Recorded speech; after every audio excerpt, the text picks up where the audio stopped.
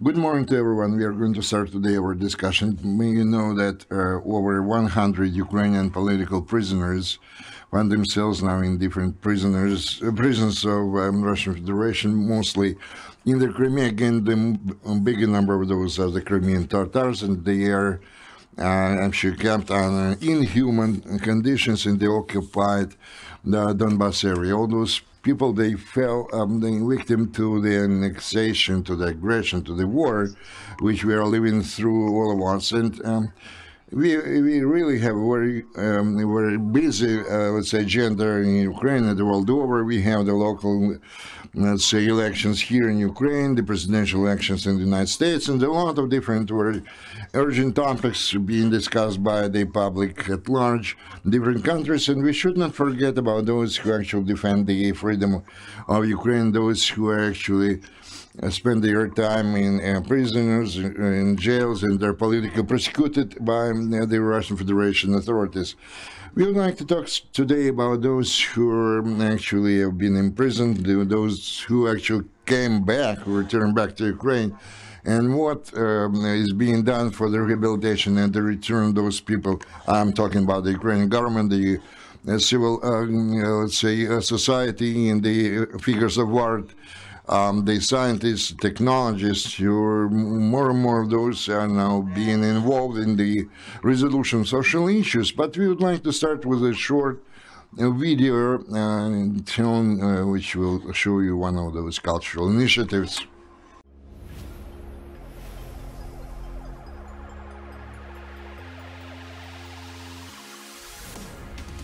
Histories of the Kremlin prisoners in the application of the supplemented or augmented reality prisoner's voice.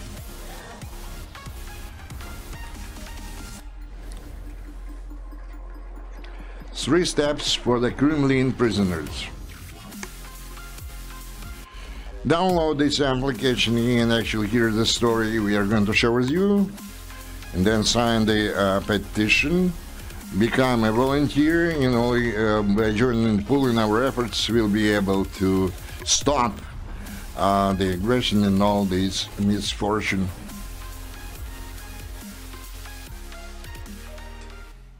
Actually, this is the augmented reality application, which can be downloaded in the Android platform, and later these prisoners in voice. This is one of the initiatives to once again actually read the issue of the political prisoners in Russian Federation among the Ukrainian society and the community, and what is most important abroad, so that our foreign partners do not forget about the problems we encounter in our way of our existence and the most urgent issues we have to resolve. My name is Andrei Kulakov. I represent I'm program director of the Internews-Ukraine. Actually, we do appreciate that they helped us to launch this prisoner's voice, and we would like to discuss it among the biggest possible number of people. By the way, today is our presentation. Discussion actually takes place like anything else which is being held today in some kind of hybrid standard. We have the speakers. Some of the speakers are here in those premises of the Ukrainian Media Crisis Center. Some representatives from Ukraine and from other countries are in online mode.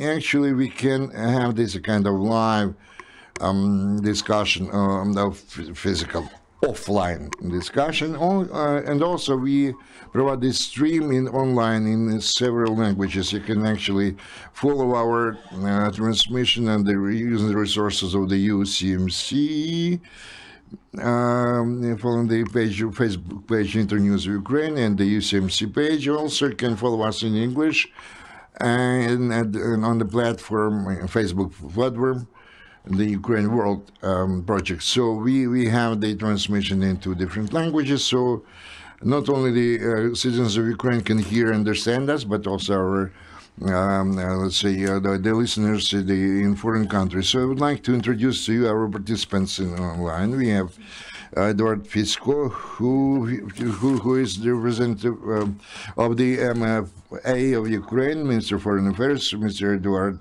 welcome. Thank you for coming here and joining us here. We have Yulia Fedyev, the Executive Director of the Ukrainian Cultural Fund, the foundation, which was our close partner recently, which she supports different various cultural initiatives, a part of which are associated with the cultural diplomacy, with the social problems resolution, of ways how to resolve those. We have Alexandra Matvichuk here. She is the chairman of the board of the Center of Civil Freedoms and Liberties. This is one of the most active organizations in Ukraine which deals with the issues of, well, we are talking about the events in the Donbas area. She was dealing with the victims of Maidan and the victims of the Russian occupation. And now they deal with a lot of different, let's say, human rights protection projects, including the prisoners, political prisoners. Also, we are going to be joined by representatives of different organizations, the relatives of the political prisoners in the online mode. I'm going to talk about them a bit later. Now we have here Alim Aliyev, who is Deputy General Director of the Ukrainian Institute, and he is very active human rights defender, let's say, advocate, and he's an ambassador of the Crimean culture and also the Crimean political prisoners. We have Stanislav Asiev, Ukrainian journalist, who unfortunately had been taken prisoners in the past, and we are going to hear his story and the problems the Ukrainian political prisoners encounter. And also we are going to have later some other people online, and I'm going to present their, to give their names a bit later. We are going to have a very busy schedule. Please follow our transmission in internet, in the Internet News Ukraine News, in Facebook, USMC Facebook, Ukraine World, etc. So now I would like to turn the mic over to give the floor to Eduard. Eduard, can you hear us? And thank you very much. I really hear you clear and loud. So, Edward, we would like to ask you, well, actually, we know that the procedure of the exchange of prisoners, this is a kind of diplomatic process. Very often it's a kind of closed process, so to say. So we would like to ask you not so much about the exchange, but rather about what is being done by your ministry, the government of Ukraine, generally speaking, in order to have this issue of Ukrainian political prisoners in the agenda. First of all, our Western colleagues. How are you doing that? Thank you very much for your question. We can actually have a kind of, to break down the answer into two projects. Number one, we are talking about aspects, actually, not projects. The first one is a political one. Our foreign partners and how we keep on the attention of our foreign partners focused on this issue. We are doing that in different ways. We are talking, we include this issue by all means into the agenda. I'm talking about the plan of different consultations and different levels with our foreign partners. The issue of the Crimea, the issue of political prisoners, it's always in the focus of attention and is always reflected. And this information is being conveyed actively, not only just conveyed, you know. We are not talking about the information for the sake of information. We are doing that in order. We are talking about our partners. We would like to have the specific response on their part, and this response can be different. Number one, for example, when they in their contacts, during their contacts with the Russian Federation, let's say with the occupationist authorities in Donbas, they raise this issue. We are talking about the political pressure, so to say. Another aspect, when our diplomats abroad, our representatives in the OSCE, in the Council of Europe, in the United Nations, also they actually read this issue to be discussed as they're in. For example, now in the United Nations, as you know, there is a traditional Human Rights Protection Resolutions General Assembly, which is being passed annually. And during this period of time, specifically now, they are actually living through the preparation period of negotiations with different partners, etc., like last year and this year as well. You're talking about the text. Our goal is to ensure the full reflection of all this topic, of this issue, to full measure. And this is what pertains to the political aspect. Also, there is a practical aspect of that issue dealing with the everyday work, so to say. And we have to realize very important aspect here. On the territory of the occupied Crimea, actually, we cannot provide those consulate, let's say, assistance because there is no consulate here. We believe this territory be our territory, and if you are talking about the consulate assistance, this is really limited because of the territory of the Russian Federation per se. Our consuls, consulate officers, they actually work very actively. I have some figures regarding the Crimea. This year, our consuls visited more than 400 times. They visited our compatriots who actually find themselves behind the bars in the Russian Federation, and out of this more than 400 cases, for 75, we are talking about political prisoners. The last visit, the most recent visit, took place on the 22nd, 23rd September this year, when they visited 7 citizens of Ukraine whose health is really seriously damaged. We are in this kind of sophisticated aspects, a complex aspect. There is another aspect which is being actively used by us. We are talking about the means of the public and the citizens' diplomacy. And here we have a platform, international platform, to liberate the political prisoners. This is an official, informal mechanism between the state authorities of the MFA Ukraine, the reintegration of the temporary occupied territories in Ukraine, etc. The office, the Ombudsman's office, and the human rights protection organizations. We also communicate with the relatives, their relatives, and we coordinate our efforts on the international arena in order to actually get the necessary response from all of them.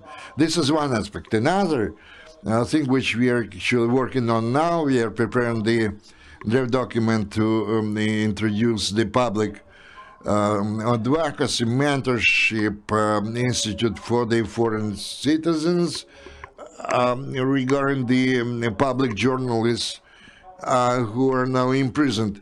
So the objective of this project in order to involve the well-known names, well-known people, politicians, let's say the government officials, and different experts, writers, in order for them to exert their impact on the position, available position, if we are talking about the specific political prisoner. So for each foreign person, conventional speaking, he or she will have a specific Ukrainian political prisoner, and we believe that owing to this mechanism, we'll be able to reach the highest, the top level of publicity on the international arena, and actually and to cover, to embrace a bigger, let's say, audience or territory in order to share the real information with them.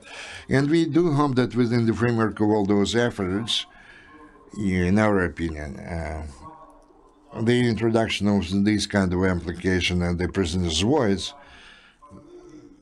this is really a very important, extremely important step, which is going to contribute to better understanding of this problem the world over. And actually, MFA is prepared to get involved and to do everything possible in order to further expand the audience. We are to provide our, let's say, networks and our foreign facilities, let's say, or premises, in order to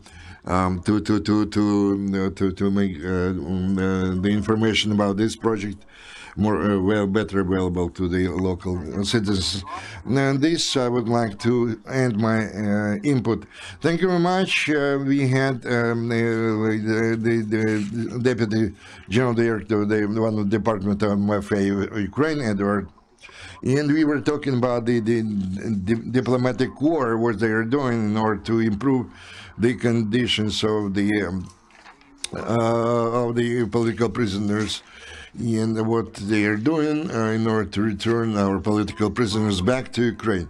Actually, we start our today's discussion with a short video actually telling about the special application of Prisoner's Voice. Once again, I would like to say that this is one of the cultural initiatives which actually is called upon at least to once again throw more light on the problem of the Ukrainian prisoners. And this actually application was transferred for another project whose objective was to bring more attention to this issue. We are talking first of all about the European audience, those people who actually are involved, the decision makers I'm talking about, are directly involved in this issue. But the idea, the initial idea, is somewhat transformed during this coronavirus crisis. Well, I'm not going to talk in much detail about our idea, but actually what we did, we transformed it from the offline to online mode. So the application of the augmented reality, the supplemented reality, was born, and we do hope that this will help us to actually to draw more attention to this very painful topic, very acute, high-profile issues, which the human psycho actually instinctively doesn't want to deal with. That's why we thought maybe using the modern up-to-date technologies will be able to do that. So we developed this kind of the augmented reality application, owing to which actually the former political prisoners like Sentsov, Baluch, Gorny could speak. We actually would like to wish good health to Mr. Baluch. We did not even suspect when we actually interviewed this person what we could not even think that we would be able, at least now, to communicate with him in not in reality, but in the kind of enhanced or augmented reality. We can say that there was a positive dynamics, gradually, slowly, but and gradually his health improves, and we wish him really good health. And again, if you're talking about this great information campaign, we actually took care of a number of the interviews with the relatives of the Kremlin prisoners, and we tried to disseminate this information as much as possible in Ukraine and to the Western countries, to Europe, or into another our approach to Ukraine world, which is actually aimed, whose objective is to have an opportunity to have the live discussion in English, for example, discussing the different Ukrainian problems in Ukraine. And this project won't be actually available if we didn't have the support on the Ukrainian Cultural Foundation. And I would like to ask Yulia Fedev, the executive director of this foundation, asking her to tell us how they support this, not only this initiative, but different other initiatives, which are not only kind of cultural initiatives, but in addition to some, let's say, other problems, including the political ones. How do you do that, actually? How do you help to resolve those? Thank you, Andrea. This is really painful to realize that in the 21st century, we continue to talk about democratic values, about the freedom of speech. And I believe that the state, the government, in the person of the Ukrainian Cultural Foundation, it has to do whatever it can in order to support such important initiatives coming from the organization of the civil society, which makes it possible through cultural entities to give the opportunity to speak up their minds, especially to those people who really need that here in Ukraine and abroad. And our vision is that the culture and the clearness are very required for the mutual understanding and development. The cultural figures, cultural initiatives, creative industries, because the nanotechnologies actually enables us to use those instruments and those tools about which we could only dream about a decade ago. So I really appreciate, I thank you very much for this very important project, and I understand that the understanding or comprehension of culture increases. We are talking about the support given to the socially important topics like the Kremlin prisoners one. So I do hope that this application, which has been created with the support of the Ukrainian Cultural Foundation, will actually embrace a very wide audience and will bring the fruit which we actually strive for today, and hopefully within the shortest possible period of time. Thank you very much. Thank you, Yulia. Actually, I would like to thank in your person to the Ukrainian Cultural Foundation. As you can see, this institution has become kind of, well, in a very positive meaning, very loud, so to say. And we hope that a lot of projects, another project will be supported by you. And we are talking about the great breakthrough in the cultural policy of Ukraine of late. And we do hope that a lot of, let's say, artists or figures of arts, those creative people, so to say, they will be inspired by this initiative and some other initiatives as well, and they will be able to come up with other creative ideas, which will help us to convey in a very non-standard way to the world outside Ukraine the problems which Ukraine is living through, encounters, in order for Ukraine to stay on the agenda, international agenda. And not only I'm talking about the resolution of the problems it faces today, but different stories about those misfortunes which we encounter in our life. This project, like many other initiatives, is well, hopefully this is going to be very successful. It is already successful owing to the efforts of the initiative of the public freedoms. This is one of the organizations which deal with the victims of different conflicts, and now they actually deal with the political prisoners in the temporarily occupied territories in the Russian Federation. We have Alexander Montvichuk. Our project, which we actually carried out to get, what we did with the augmented reality application, was actually supplemented by the Alexander's initiative. When we met, actually, we started to think that we actually, using synergy, we can actually supplement the efforts of each other, complement the efforts of each other. So I would like to give the floor to Alexander, and I would like to ask her, first of all, how the public organization work with the problems of Ukrainian prisoners, what kind of instruments they use, I mean efficient instruments, which actually prove their efficiency. Because all of us, we actually strive to achieve the ultimate goal, to return all the political prisoners back to their motherland.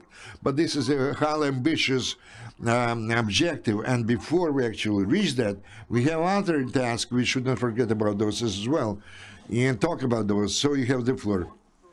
Center of Civil Liberties from the start of occupation of Crimea by Russia, and after the start of military actions in Donbass, we started to deal with the issues of prisoners of war, and we have three categories of people in this. First, people who are behind bars for political reasons in Russia and in the occupied Crimea. We call them political prisoners. And on our list, we have 100 people of this category. Second category are people who are behind bars based on fabricated convictions. These are these are prisoners and civilians, and humanitarian law should be applied to them, but they are in bad conditions, and we have seen reporting isolation, a secret prison about torture and killings that are going on during 7 years. And the third category are people who are behind bars in the Russian Federation. They are citizens of Ukraine, and they are because of fabricated cases. This is without political reasons, but these people are innocent. And Oleg Chaban, he is a bus driver, he is behind bars, and we have several thousands of people like that. So Russian Federation and occupation power in the occupied territory of Ukraine, they constantly put behind bars new prisoners, and we should speak about three reasons. First, these people are used as weapons in information war, and Russian Federation, they are trying to show on TV, they want to show subversive elements to form this image of enemy. And in 2014, we saw these terrible kidnappings, torture, and killings. And it started with the Rishat Ametov case, killing of Gorlovka deputy Volodymyr Rybak. They started to squeeze out from the region activists, and they tried to establish control of the region. And the third thing, the third reason, Russian Federation uses people as a means to reach their political goals, to blackmail Ukraine. That's why we need to release the main witness in MH17 case, and also Berkut officers, they didn't relate to war at all. After Sentsov was released, we changed the name. So we have two important functions in these campaigns. They provide opportunity for people to join. People, organizations, they may contribute to the release of prisoners of Kremlin, and also they help to keep this issue on the agenda. We have great competition in the world, and this issue, in order that someone do something about it, we should constantly speak about this issue. And together with Internews, we promote this petition. It is addressed to the international organizations and foreign governments, not to abstract Putin. What demands what should be done in order not just to release the prisoners that are in the Russian prisons in Russia, in Crimea, in Donbass. They should have the opportunity to live until this moment of release. They should not be tortured. They should be provided with the lawyer. They should have visits from their relatives, and they should be provided with medical help in this time of COVID. And you may join this campaign, and you saw this 3 steps. It is easy to join. You may find on the internet prisoners' voice petition through Internews or Center for Political Liberties website. This will take several minutes of your time. You may download this application, and you may write about these stories on social media, and you may become a volunteer of our campaign. We carry out some actions. You may join, and I would like to say that many people, they just understand the situation, they try to figure out what is going on, and they say, we cannot do anything about it. Now we cannot change this situation drastically, but we should put our efforts. Without us, nothing will change. Thank you, Alexandra. Thank you for your energy, for your initiatives. I would like to remind that Internews-Ukraine and Center for Civil Liberties, we got united in the framework of this project, and we understood that only by joint efforts we will be able to reach those goals that we have. In the world, they shouldn't forget about the war in Ukraine and about the victims of this war. Political prisoners who are in prisons in Russia and in the occupied territories. Our citizens, they are in the territory of Russia, or in the territories Russia believes as theirs, and we should cooperate with those islands of civil society that are in Russia. And we have Sergei Davidis. He's the head of the program for support for political prisoners memorial organization. Maybe Ukrainians know about this organization because they have many years of history concerning rehabilitation of political prisoners, not only prisoners of this regime, but also of previous regimes. Sergei, do you hear us? Yes, I hear you. Good afternoon. Sergei, we know that your organization can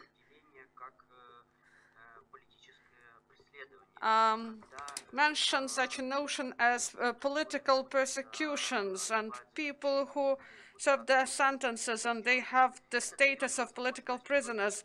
This provides an opportunity to get this attention to these people and provide the opportunity for international and diplomatic pressure on repressive regimes, repressive machines and institutions and people. And what is the algorithm of the status, how you work? And I would like to ask you about coronavirus crisis and how it reflects on political prisoners and what we can do in order to improve conditions for them. You're right, Memorial Human Rights Protection Center for more than 10 years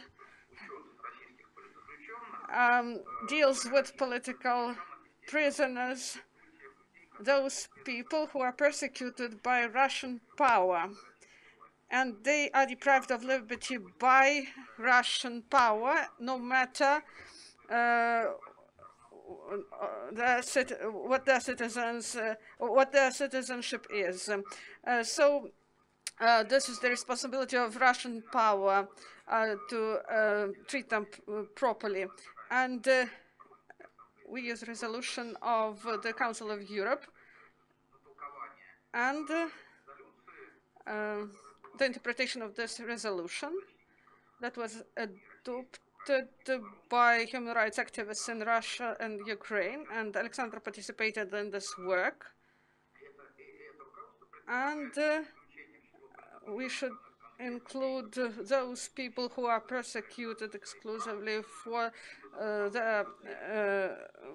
for trying to implement their rights, or because of their religious beliefs, or those who are persecuted because of political reasons, with evident violations of criminal proceedings envisaged by international conventions, or speaking about political motives of the power, there are two key options we see. Alexandra mentioned about it. This is stop of the activity, legal actions of people, and often this is about journalists, activists, opposition politicians. If we are speaking about persecutions inside Russia, the goal is simple: is to stop activity that is not liked by power. Another well-known component of this motive, we all understand that just to preserve the subjective and authoritative authorities, if we are talking about persecution of the local population, the indigenous population, Crimean Tatars, and Alexander was talking about that. This is aimed, first of all, to intimidate the society, number one. Number two, to form a certain picture of the world with the help of demonstrating such kind of persecutions. If you're talking about the Crimean Tatars, this is the most persecuted ethnic group, which is persecuted by the Russian authorities. What I'm talking about, the share of those people in the general number of the people persecuted. So, to suppress the social activity of the Crimean Tatars, to suppress the social solidarity movement, and on the other hand, to demonstrate to the Russian society and other citizens of the Crimea some kind of heroic, so to say, essence of the activities of the Crimean Tatar activists. And this is a very vivid example of that. Generally speaking, since we visualize our task in order to provide the maximum possible proof to the Russian society and the international community what is being done, which doesn't correspond with the criteria actually fixed in the Parliamentary Assembly of the Council of Europe. Our list includes 66 persons, citizens of Ukraine, citizens of the Crimea. Of course, the general number of those people is much bigger, but we include those people in our list after we have already the well-based arguments, if we are talking about the criticism of the criminal prosecution in each specific case. So we are kind of lagging behind a bit, but this doesn't mean that any cases which have all the signs of political persecution, we discard those. No, it just takes more time. But speaking of what you asked about the corona crisis, well, yesterday, unfortunately, again,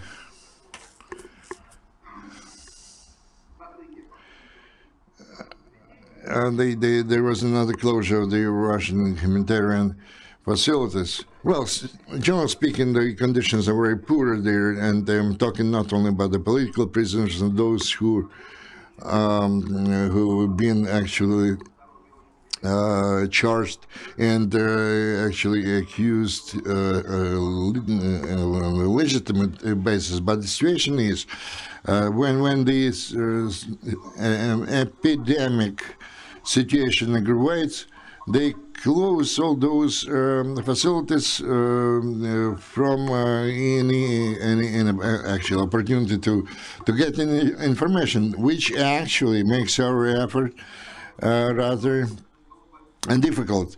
A very good way out of this situation would be to actually set free those people who are held there, and this doesn't depend only on the situation associated with coronavirus. So we have to pool the efforts, including the Russian Federation society. Maybe sometimes it's not really visible, clearly visible.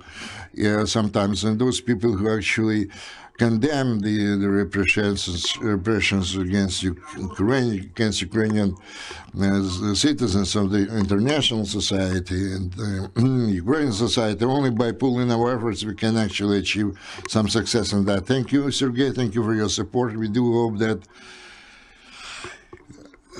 we are going to continue our cooperation, but we would like to cooperate on some other issues, let's say some cultural initiatives instead of what we are doing now, historical initiatives. We would like not to actively work on the issues of liberating our citizens, so that there is no need to do that, what I'm talking about. So thank you very much for your support, for the fact that on the national level you try to give the status of political prisoners to those people, and by doing that actively lobby the issue of their liberation and to improve the conditions of their stay there. I would like to remind you that we heard Sergei Davidis, who is a member of the Council of the Center of Memorial in Russia, organization which one of the few that help Ukrainian prisoners in Russia. By the way, Sergei mentioned a few minutes ago that the Crimean Tatars are most persecuted group of, I think, group in Russia. So I would like to ask Limar Aliyev, who is Deputy General Director of the Ukrainian Institute. There is another Ukrainian governmental institution which actually, whose task is to further develop, to make the voice of Ukraine heard better in the world over in different aspects I'm talking about.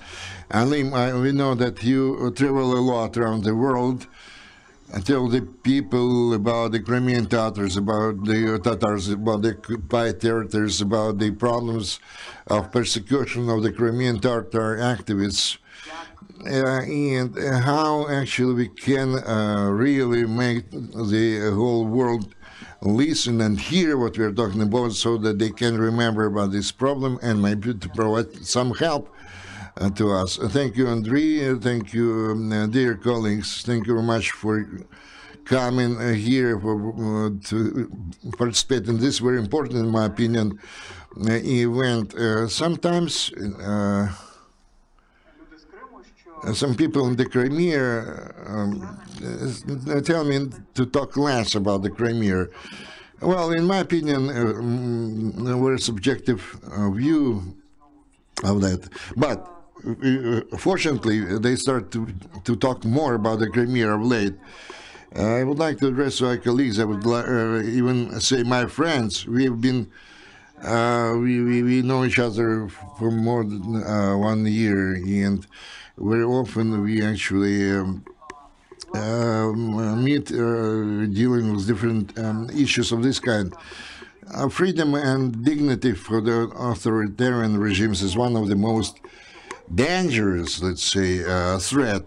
So, if we take into consideration the background of the political prisoners, who they are, their biographies, personal histories, we can see the teachers, the historians, doctors, the public activists, those thousands of Ukrainian, let's say, people who actually like Ukraine, who actually feel the consequence of this repression mechanism, machine. But despite that fact that a lot of the cultural, educational, media initiatives or children targeted initiatives are still there in Crimea, which gratifies my heart realizing that.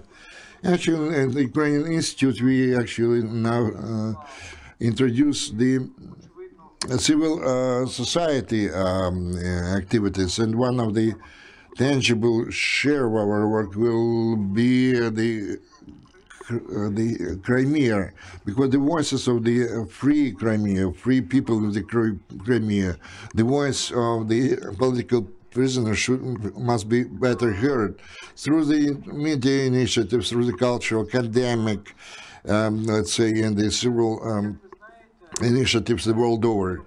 May you know that this year they declared about the creation of the International Crimean Platform, which would actually gather, I would say, the friends of Ukraine, representatives of different countries who, on the political level, on diplomatic level, including the soft power platform, not only they would actually return or raise the issue of the Crimea and include that into the international agenda, but also would elaborate on the mechanism of deoccupation of the peninsula, Crimean Peninsula, because it's very important for us to do our homework and not to wait for everybody to come with a ready, let's say, solution of those issues. We have to propose to our partners our own solution.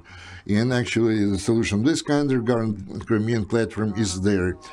In the Ukrainian Institute, we are working to create now some of the artistic, scientific projects which would be related not only to the topic of the Crimea, but also to the theme of the political prisoners. Thank you, Alim. May I remind you that the majority of the political prisoners who find themselves behind the bars and the jails in Russian Federation, they are Crimean Tatars. As our colleague from the Russian Federation mentioned, that they are systematically persecuted by the Russian authority.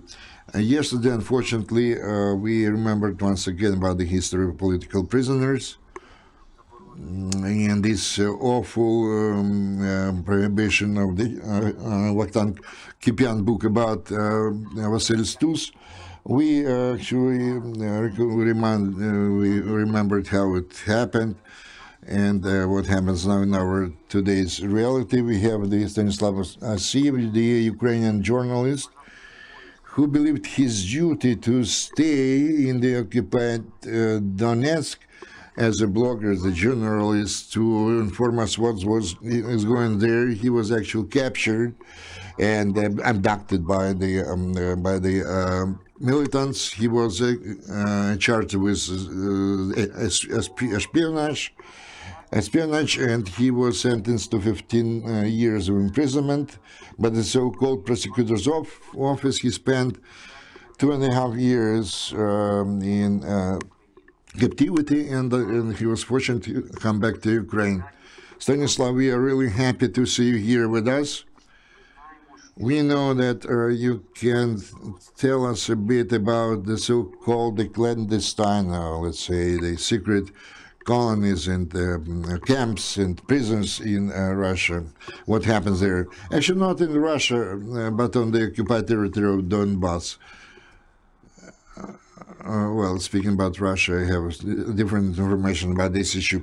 First of all, I would like to say that, speaking from my experience, I can definitely tell you when you find yourself in captivity and you have an opportunity to hear what is going on, you are talking about the liberation of the prisoners, actually listen to each word of that, what's going on. But unfortunately, I can tell today that in this specific issue, find ourselves in the blind alley, actually, in the cul-de-sac, because nothing is being done, because our list of the prisoners which we would like to liberate and bring back to Ukrainian territory from Donbass, occupied territory, these satellites, the so-called the Donetsk People Republic, they actually did not take in, the list from the OSCE, as they say, another party.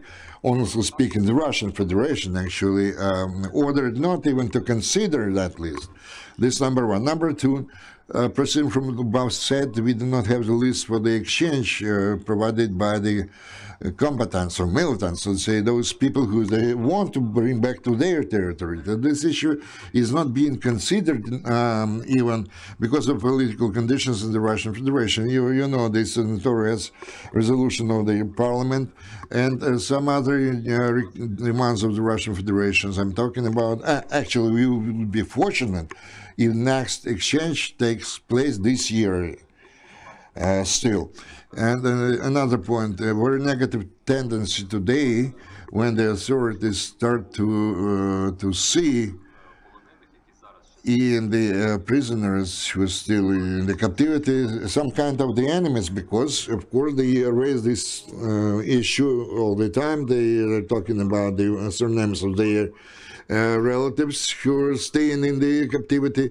But when you name this or another prisoner, you actually, the authorities say, they actually increase the value or the price for those prisoners, and I can confirm that, because when I was in the camp 32, well, and then Daria Morozova, who is the ombudsman, so-called ombudsman of that republic, so-called republic, she called us the political commodity. So when our authorities said that when we give the names of those people, we increase their price, so to say, and this is the absurd thing. Me, Mr. Sentsov, and other well-known prisoners, actually, we can be here and talk about that because they constantly mention our names. Otherwise, we will still be in the basements of those in the captivity. Those people who want themselves in those basements, of course, I would not name they give the name of the person, because maybe we can actually bring the person back based on this or not conditions. But if a person actually missed 3 or 4 different exchange opportunities, and somebody tell to their relatives, do not give the name of your son or your relative, this is absurd. I know a lot of people, because I shared, let's say, the prisoners' cells with them. I do not support the idea that we should not talk about them, because those people actually were working for our state. I mean, you won't hear their names, you won't see their relatives on some public events, but those people are still prisoners, and the fact that nobody knows them publicly, when they do not know them publicly, this doesn't help to liberate them. So I do not agree that we should not talk publicly about those people. And the third point I would like to mention here, what is the specifics of staying in the occupied territory in Donbass? The specifics is that there is a practice of systematic tortures while in the Russian Federation and the occupied Crimea, when the people are behind the bars. Of course, I cannot provide some objective statistics, but let's say when there are 20 people out of 100 people are subjected to tortures, but in Donbass, only 10 out of 100 are not subjected to the tortures. And I can talk about some concentration camp in Russian Federation. In such camp, not even 10 people are not subjected to tortures. So the person is really lucky if was not, let's say, beaten, or let's say battered, let's say, and I can tell you that dozens of people were imprisoned in shared cell with me. So we are talking about systematic tortures. It's not that for the first day of your imprisonment they would torture you. No. There are people who actually served already a year and a half, or 2 years, and who already had been sentenced. They continue to torture them. You can't even imagine what the people are subjected to over there. When you address the Russian Federation, the temporarily occupied territories, whatever I say or other people say, nobody believes them.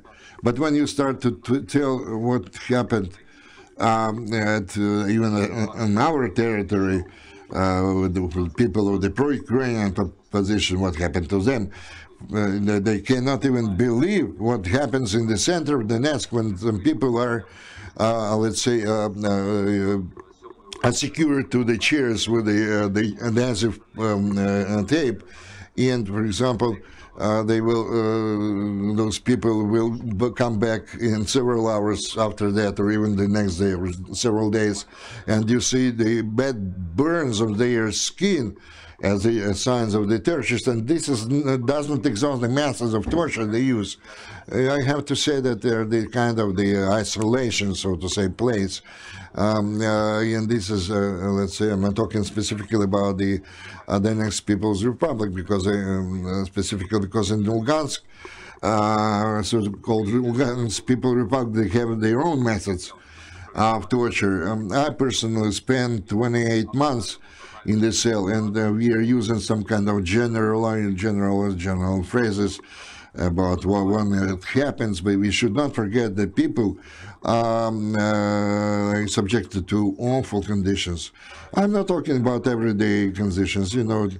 If you're talking about isolation, they may be better, much better than in the, let's say, detention center. But then when I was in the detention center, this kind of resort places compared to what we were, because when you are isolated, maybe you're not tortured, but 3 meters from your cell, you can hear the shouts and the outcries of the people who are being tortured, and your psychic, mental health is badly damaged when you hear those sounds. And again, for example, the first months of my imprisonment I spent in the basement. If you compare the basement, the previous basement, I found myself in the building of the so-called ministry. Again, this kind of the health center. But anyway, basement is a basement. The awful conditions, but again, the most important is the systemic nature of the tortures, and for some reason our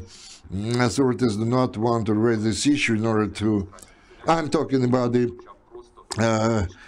at least to show publicly those torturers who should be brought to responsibility. And actually we cannot even talk about any kind of amnesty to be applied to those people.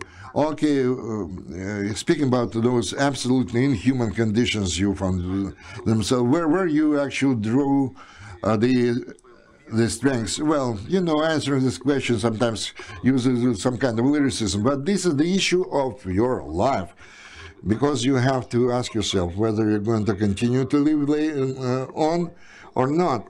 Because when you face the issue of being raped, I'm talking about the males even, but we have to think what have to do. Maybe sometimes even some people even thinking about suicides. And this is the thought of everyone who finds themselves in the basement. Actually, I had my beloved persons. I wanted to see her again sometime. But some people which I found there, they told me that they were living only for to revenge later. They want just to survive and to tell some people about what was going on. Not even they were, some people we're not talking about physical revenge, but you know, because it's almost impossible to reach those people who torture them. But we have to take that into consideration, because some of the officers, they said that they did not care, they didn't care shit, excuse my language, for what other people were thinking about them. But so we have to take that in consideration. Thank you. Stanislav, I don't know really how to let's say, to live with that information, but we have to do everything possible in order to bring the people, to take them out of those awful conditions as soon as possible. Stanislav was talking about the relatives, the near and dear, those who remain the mouthpiece of the prisoners. This is actually the title of our petition and the project, Prisoner's Voice. We have Lyudmila Shumkova on the Skype. Lyudmila, can you hear us? Do we have Lyudmila online? Hello? Lyudmila, we can actually see you. Do you read us? Can you hear us? Perhaps there are some technical problems. I would kindly ask our sound engineers try to establish the connection. Lyudmila Shumkova is an aunt of Alexander Shumkov, a Ukrainian public activist, a serviceman. He was actually sentenced in Bryansk region in Russia to 4 years of imprisonment for his activity against the interests of Russia. Actually, we wanted to talk with Ludmila about certain problems faced by the relatives of the prisoners, about maybe there is some support given to their families, to their relatives. Can we have Ludmila online now? Okay. So while we are trying to make contact with Ludmila, I would like to ask to address my question to the audience present here, or maybe those who are listening us in online. May I remind you that we have on the Facebook page Ukrainian UCMC, Ukrainian Critical Media, Crisis Media Center, in Ukrainian, and in the web page Ukraine World in English, whether there are some questions to be addressed to any of our participants here, both in online and I'm talking about the audience present here. Alexandra actually had to leave us for some time to a neighboring room because she's been involved in some of the discussions regarding the Ukrainian prisoners, and Mr. Liev also had to leave us. But we still have Stanislav, we have Yulia Fedev, the Executive Director of Ukrainian Cultural Foundation. Maybe there are some questions. Dear friends, should you have any questions, please raise your hand and introduce them yourselves.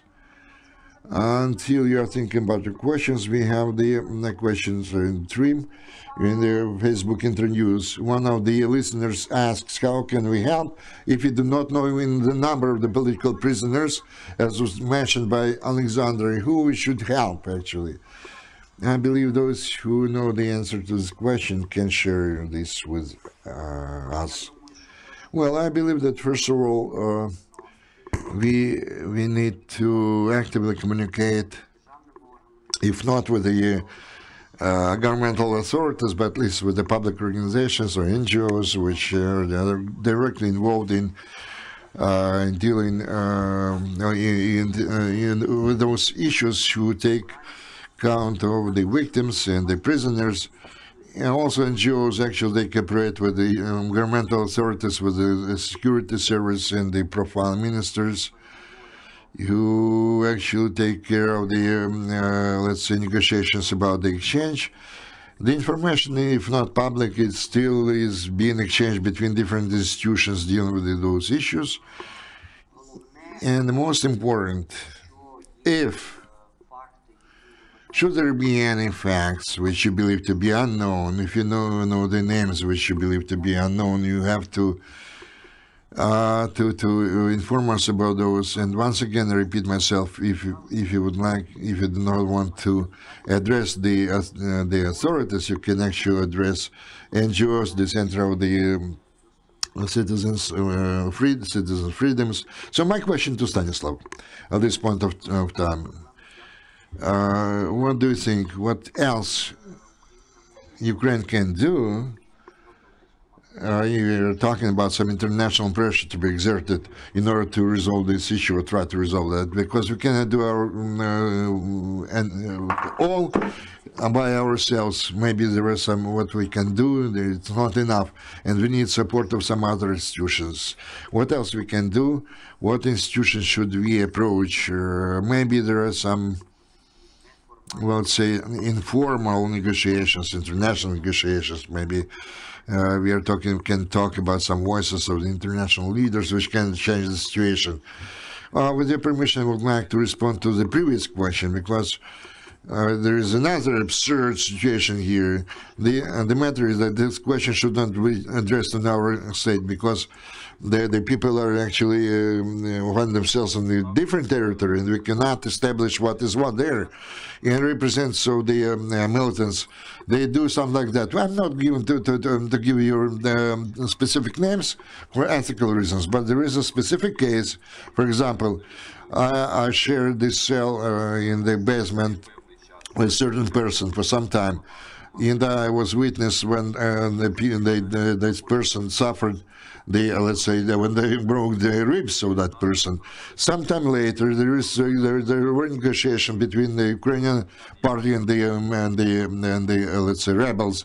And when we were talking about the health situation, they give the answer. I mean, the rebels they give the answer that they do not know. Maybe there is a missing in action, whatever, or they being wanted, so to say. And I know several years passed when I shared that cell, and we knew for sure that that person was there. But the question is not who is there, but rather to confirm those names who know for sure that those people are there. As regards the support on the part of the government, we are talking about isolation per se. So such thing must be known to the whole world. People have to understand that the prisoners in the next Donbass area, they're not just sitting there, they're being subjected constantly, permanently to different humiliation and tortures. I'm sure that every day they're being tortured, because I saw that myself with my own eyes. So such issues should be actually investigated by our law enforcement bodies, and so to say, to continuously raise this issue on the international area, but and so that there are no efforts to make this issue of the prisoners over there well known. So we are not doing enough for the European leaders or the Western leaders in the wider sense of that. The people are not just imprisoned, they are being subjected to humiliation and the tortures by the Russian Federation. Sucks, And there is a question from the CMC, a rhetorical question.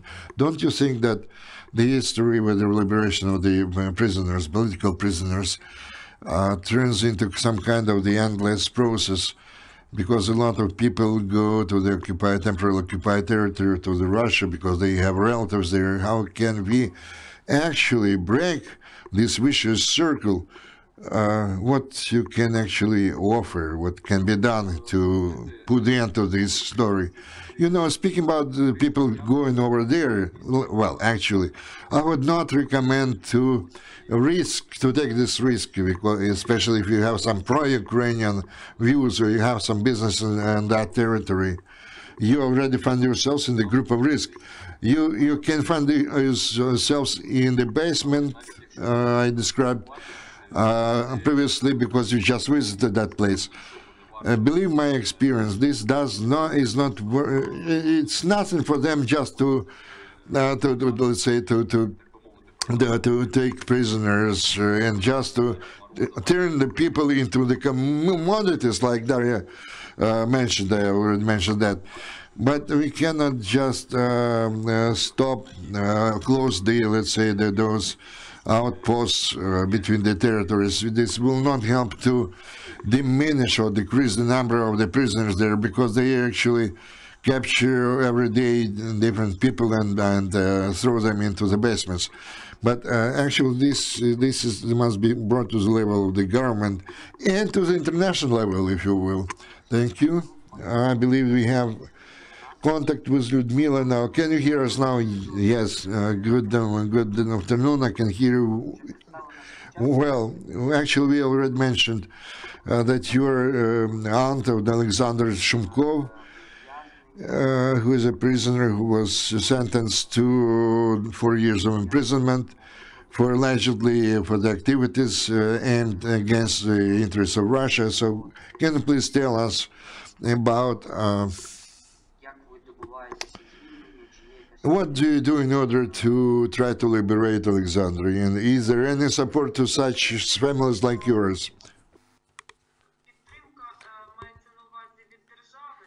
So I think you mean the support from the state, maybe from NGOs as well. We have some support, but we constantly face some difficulties, and we are trying to resolve these difficulties on our own, including the issues of financing of the work of lawyers in Russia, Russian lawyers. Now we think that everything will be okay, and on the 24th of December, the term of illegal detention of Alexander is going to end. And we hope that there won't be any attempts from Russian Federation to detain him longer. And we hope that the Russian Federation will release him. We are waiting for this event. About what I wanted to say, it is difficult to monitor those events that are ongoing there. During his illegal detention, he was held in isolation or in a cell in strict condition of detention. But in accordance with his conviction of the court can sentence him to general regime, but during the whole period of detention his rights were limited, and the Tarshok officials, the officials of prison, they increased the punishment for him. Even Russian court recognized that his conditions were really grave, and the court cancelled those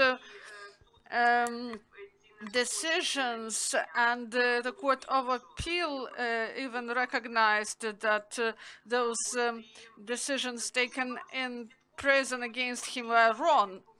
It is difficult to follow the events because he has limited connection with us. This is only by email or when we have visits of his lawyer there. About the visits,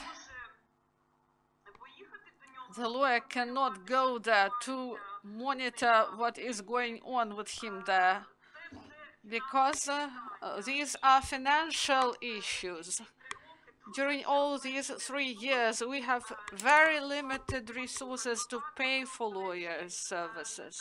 We addressed memorial organization. We asked them for support, and they provided financial support for us. At the stage of appeal, they paid for some lawyers' visits to colony. And about our state, financial support is limited. Starting 2018, families started to get 100,000, but not all the families. We got such an assistance, but we have to support our prisoner in order to help him to preserve his health.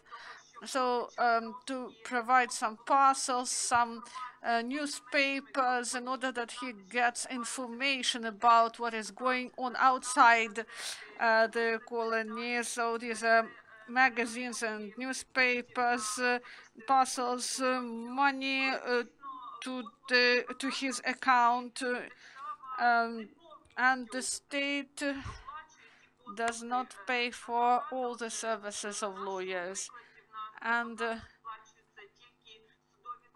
only court hearings attended by lawyers.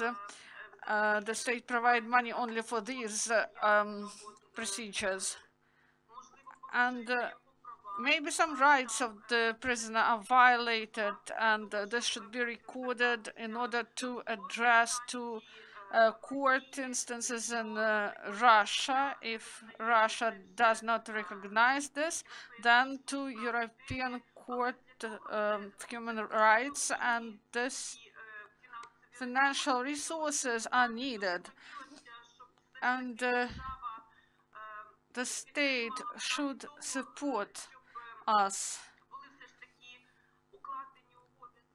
and agreements should be concluded with the lawyers in order that they are able to record violations that are going on in prison. Thank you, Ludmila.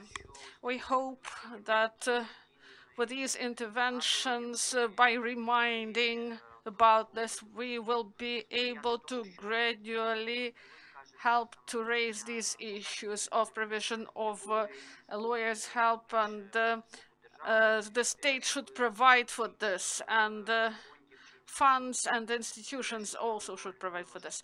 Lyudmila Shumkova was with us, and she is an aunt of Mr.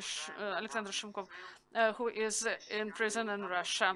We thank you, and we hope that he will be released, and we are waiting for the moment of his release. One more question to Stanislav. 1 minute, please.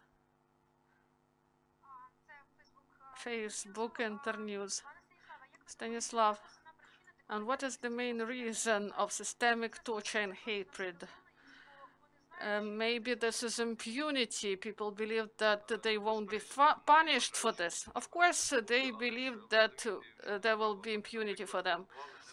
And I was tortured not in isolation, but at the Ministry of State Security. And there, I always say that people, they do not get satisfaction from this. They tortured me first day, and then I spent 1.5 months in the basement. Then I came to isolation, and there people get satisfaction from torture. Person signs everything, and the person is sentenced, but they continue to torture them because they believe they are guards, and they just get satisfaction from this. Maybe they were gathered in isolation especially for this, and the administration of isolation, they are classic psychopaths and sadists. Formally, they are also war criminals. I am sure that they get satisfaction from this. They get satisfaction from their minor and at the same time comprehensive power over those people who are in this basement. So also a question of to specialists on what is the situation with the COVID in these prisoners. Maybe someone caught the virus and get ill. Maybe our colleagues from Memorial and Center for Political Liberties, maybe they know this about this. We do not have statistics about this. And this petition we included in this campaign Prisoner's Voice and to our augmented reality application. This petition is to improve conditions, taking into account the situation with COVID, because cells are overcrowded, no proper ventilation is in place, and no masks, they are unavailable, no hygiene, no washing hands and social distancing. That's why this petition should become a voice. Despite all other threats that are in prison, there is also a situation with COVID-19, and we want to improve conditions concerning this. And dear colleagues, we are going to end our press conference. I would like to thank our participants, Stanislav Aseev, who told us about inhumane conditions for a long time. There was an intellectual and philosophical discussion that any experience of the person adds better understanding of human nature. And after terrible things that happened during the Second World War, many people who were in death camps, humanitarians, philosophers, intellectuals, they started to say that this thought that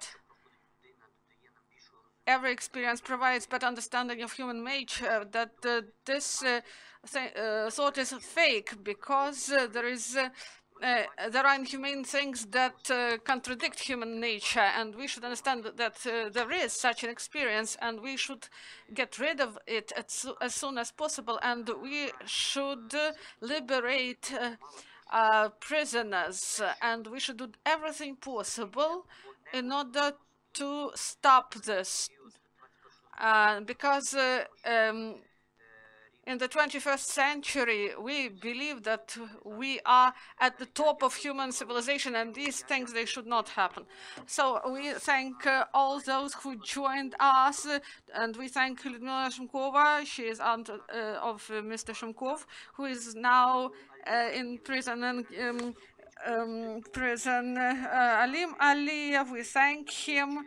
Also, we thank Sergei Davidis from Memorial Organization, Alexandra Matvichuk from Center of Civil Liberty, for Civil Liberties, Yulia Fedyev, Executive Director of the Ukrainian Cultural Fund that supports different cultural initiatives, including Prisoners' Voice Project and application, augmented reality application. Eduard Fisyuk, Deputy General Director of Political Directorate of the Ministry of Foreign Affairs of Ukraine, and we thank the ministry that carries out diplomatic negotiations and different campaigns in order to provide proper attention to the issue of political prisoners, in order that this issue remains on the agenda,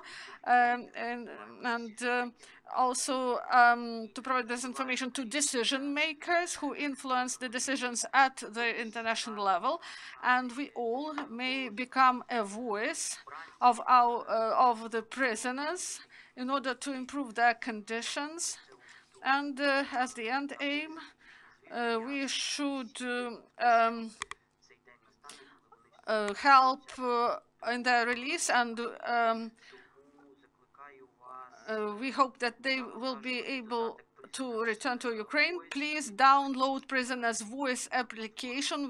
You may find this on Android platform, and it will appear in iOS these days, and you will be able to listen, to read the stories of families, and you will be able to sign a petition, and you will be able to spread this information further, and you will become ambassadors. You will become a real voice of our compatriots who are now suffering. And we are able now to tell about them to the world. Thank you very much. And we all hope that this day will come soon when our compatriots will return back to our homeland.